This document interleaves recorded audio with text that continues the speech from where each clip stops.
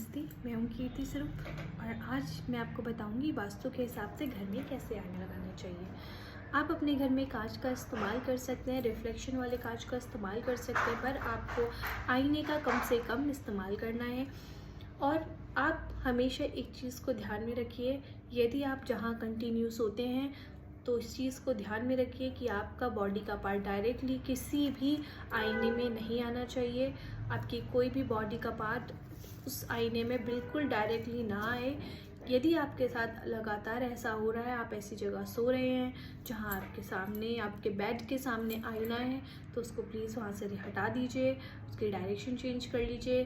क्योंकि यदि आप उसके सामने कंटिन्यू सोएंगे तो 7 साल के बाद आपको उस पार्ट को ऑपरेट कराना पड़ सकता है। तो उस चीज़ को ध्यान में रखिए, उस पर कोई कर्टन डाल दीजिए सोते वक्त या फिर उसको डायरेक्शन चेंज कर दीजिए।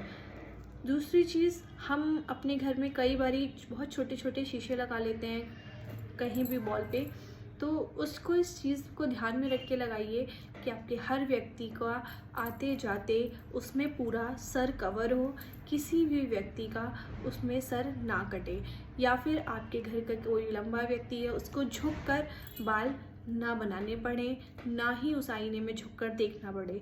यदि ऐसा लगातार होगा तो 21 साल के बाद वास्तु दोष के हिसाब से उसे माइंड से रिलेटेड प्रॉब्लम्स हो सकती हैं, उसको वो डिप्रेस्ड हो सकता है, नर्वस सिस्टम में कोई प्रॉब्लम हो सकती है।